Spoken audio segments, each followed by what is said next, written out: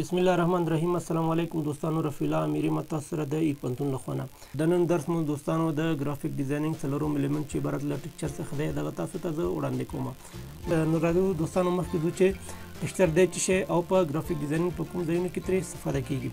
که چېرته په ساده الفاظو کې تاسو ته وایم دوستانو چې ټیکچر هر هغه څه چې لمس کړو او هغه احساس کړو عبارت له ټیکچر څخه دی. د مثال په ډول باندې که چېرته خپل مغز لمس کړو نو موږ ته دا احساس راکوي چې څه مو لمس کړه. خو که چېرته موږ کوم دیوال لمس کړو دوستانو نو موږ ته دغه جلا احساس راکوي چې دیوال مو لمس کړه، چې همدغه احساس یا فیلینګ ته ټیکچر ویل کیږي. په بل عبارت باندې دوستانو ټیکچر یو حالت ته وایي چې شکل ولري. سوال دا دی دوستانو چې څنګه موږ ټیکچر لمس کولی شو. خو په حقیقت کې په ګرافیک ډیزاینینګ کې چې کوم دغه لوک یا فرنټ اینډ ډیزاین چې کوم دی دغه موږ فیل یا لمس کولی شو. ښه مثال دا دی دوستانو که چېرته موږ په خپل ډیزاین کې د لرګي ټیکچر نه استفاده وکړو نو ویلی شو چې د لرګي ټیکچر څخه مو استفاده کړې.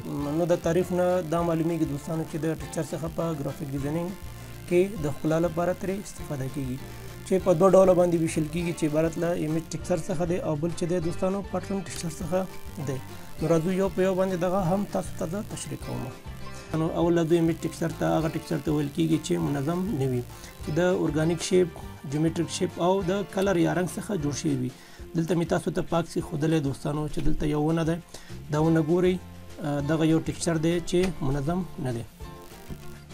او ایمیج ټیکچر چې دی دوستانو په درې ډوله باندې دی چې عبارت له انوایرمنټل یا چاپیریالي ټیکچر دی، بیولوژیکي ټیکچر دی بیولوژیکل، او بل چې دی هینډ میډ یا په لاس جوړ شوی ټیکچر باندې ویشل شوی. نو راځو یو په یو باندې دا هم تشریح کوو. اول راځو دوستانو انوایرمنټل ټیکچر یا چاپیریالي ټیکچر ته.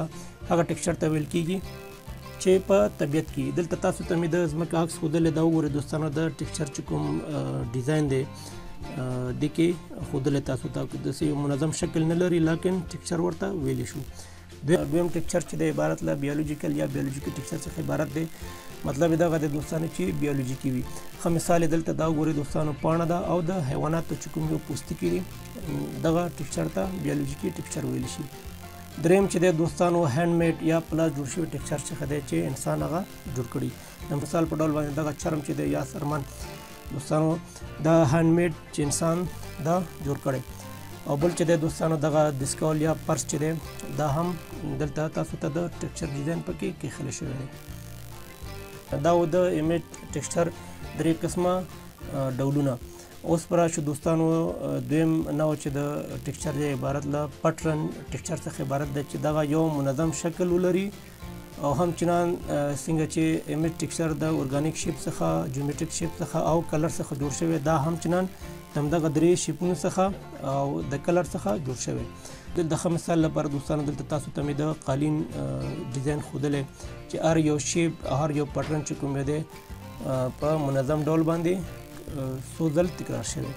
څنګه چې مې په تعریف کې ویل دوستانو د ټیکچر څخه په ډیزاین کې د ښکلا لپاره ترې استفاده کیږي. دلته تاسو وګورئ دوستانو چې د کوم تحفې ورقونه دي چې دغه پټرن ټیکچر څخه ترې استفاده شوی ګوره یو خاص ښکلا یې دې ته وربخلی. همچنان دغه ډیزاین ته هم تاسو وګورئ. او بله خاص خبره دا دی دوستانو چې د ټیکچر څخه په برانډینګ کې هم ډېر ترې استفاده کیږي چې یو خاص ښکلا همچنان همدغه برانډینګ ته ورکړي. د ښه مثال لپاره دوستانو وګورئ چې په برانډینګ کې د ټیکچر څخه په کوم قسم ترې استفاده کړې. دا و دوستانو د ګرافیک ډیزاینینګ چې کوم څلورم ایلیمنټ چې عبارت له ټیکچر څخه تاسو ته مې وړاندې کړ. د نورو ویډیوګانو لپاره زما چینل سبسکرایب کړئ او د بیل بټن کلیک کړئ. تر بیا مو په خدای سپارم. ښه وخت لرئ. الله پامان.